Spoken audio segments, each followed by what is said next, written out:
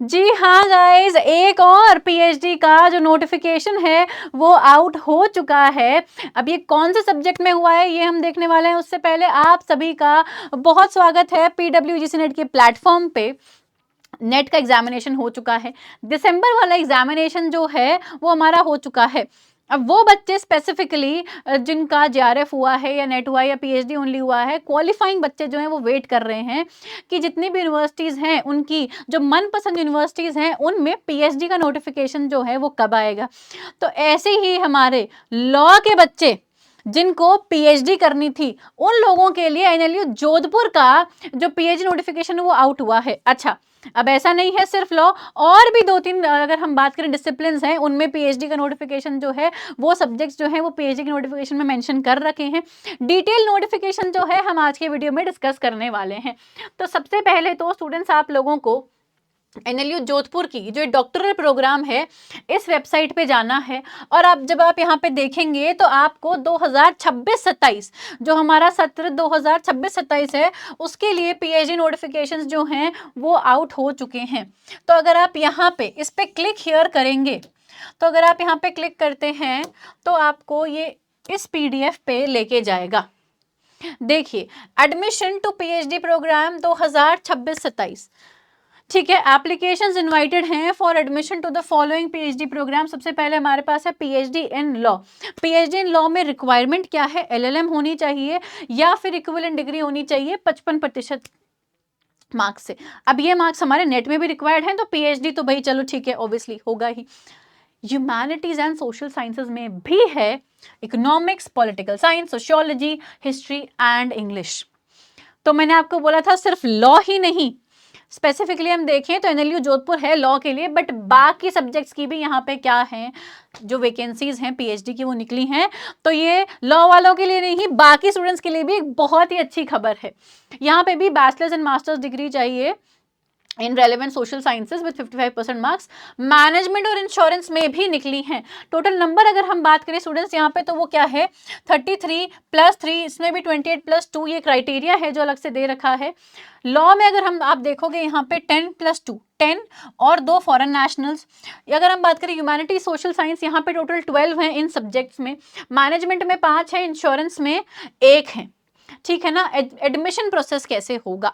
अब इसका जो एडमिशन प्रोसेस है उसके लिए एक एनएलयूजे नेशनल लॉ यूनिवर्सिटी जोधपुर का ही एंट्रेंस टेस्ट होता है, ठीक है। उसमें भी अब क्या है 3 कैटेगरीज आएंगे हमारे पास। एक यूजीसी जेआरएफ कैटेगरी जो कि कैटेगरी 1 है। फिर आता है candidates with valid net score in category 2 जिनके पास नेट का स्कोर है, और कैटेगरी 3 जो कि यूजीसी के नोटिफिकेशन में दे रखी है, ठीक है। क्लियर है? अब यहाँ पे आ रहा है कि वो बच्चे जो कि एलिजिबल नहीं है इन अबव मेंशन कैटेगरीज में, उन्हें क्या करना पड़ेगा? टेस्ट देना पड़ेगा। मतलब अगर आप इन 3 कैटेगरीज में आते हो तो आपको टेस्ट नहीं देना है, अदरवाइज आपको टेस्ट देना पड़ेगा। जो जेआरएफ वाले बच्चे हैं उनमें उनका जो 70% वेटेज है वो दिया जाएगा जेआरएफ को, और रिमेनिंग 30% है वो दिया जाएगा किस पे? इवैल्यूएशन और प्रेजेंटेशन के बेसिस पे, ठीक है ना। अच्छा, ऐसे कैंडिडेट जिनको कोई भी इंडस्ट्री स्पॉन्सरशिप मिल रखी है उन्हें एक रिटन रिसर्च प्रपोजल जो है वो देना पड़ेगा अलॉन्ग विथ प्रेजेंटेशन। तो उनको भी क्या है 30% रिटन प्रपोजल पे और प्रेजेंटेशन पे 30% इवैल्यूएशन जो है वो दिया जाएगा। अच्छा, कैंडिडेट को मिनिमम 50% इवैल्यूएशन में स्कोर करना पड़ेगा, ये यहाँ पे लिख रखा है। अब वो बच्चे जिन पे national level entrance test apply करता है, ठीक है। पहला क्या है यहाँ पे जो एडमिशन प्रोसेस है उसमें 2 स्टेज का इवैल्यूएशन प्रोसेस होगा। फर्स्ट स्टेज में रिटन टेस्ट, और फिर सेकंड स्टेज क्या है? रिसर्च प्रपोजल्स को इवैल्यूएट करना इंटरव्यू और वाइवा वॉइस के साथ, ठीक है। नाउ जो कंपोनेंट है, जो वेटेज है कैसे दिया जाएगा? एंट्रेंस टेस्ट को 70%, 70%, and evaluation and presentation of proposal includes 30%, ठीक है। क्लियर है? एंट्रेंस टेस्ट पेपर में 50% क्वेश्चंस आएंगे रिसर्च मेथोडोलॉजी से एंड 50% सब्जेक्ट स्पेसिफिक होंगे, ठीक है। मिनिमम 50% मार्क्स है, क्वालिफाइंग मार्क्स 50% है, और कैंडिडेट्स जो हैं वो 45% भी क्वालिफाइंग मार्क्स माने जाएंगे उन कैंडिडेट्स के लिए जो कि क्या है इन डिफरेंटली एबल्ड हैं, SC ST OBC NCL EWS category में आते हैं, ठीक है। क्लियर है स्टूडेंट्स? टेस्ट का सेंटर जो है वो एनएलयू जोधपुर होगा। टेस्ट है 11 AM से 1 PM। और जो फीस है ऑनलाइन एप्लीकेशन की, जनरल के लिए 2500, SC ST OBC NCL differently abled EWS के लिए 1500 और फॉरेन नेशनल्स के लिए 5000। ठीक है स्टूडेंट्स, नंबर ऑफ सीट्स मैंने आप लोगों को बताई हैं। अब सबसे इंपॉर्टेंट बात कि डेट ऑफ टेस्ट क्या है। जो यहाँ पे डेट है हमारे एंट्रेंस टेस्ट की, वो क्या मानी है?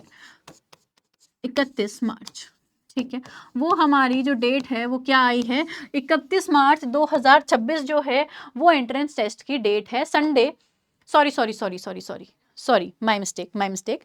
31 मार्च जो है लास्ट डेट है फॉर्म सबमिट करने की। 17 मई है, सॉरी मैंने ये गलती से ऊपर लिख दिया है, sorry, I am really sorry, है ना। ये जो है ना, ये तो ऑनलाइन एप्लीकेशंस की,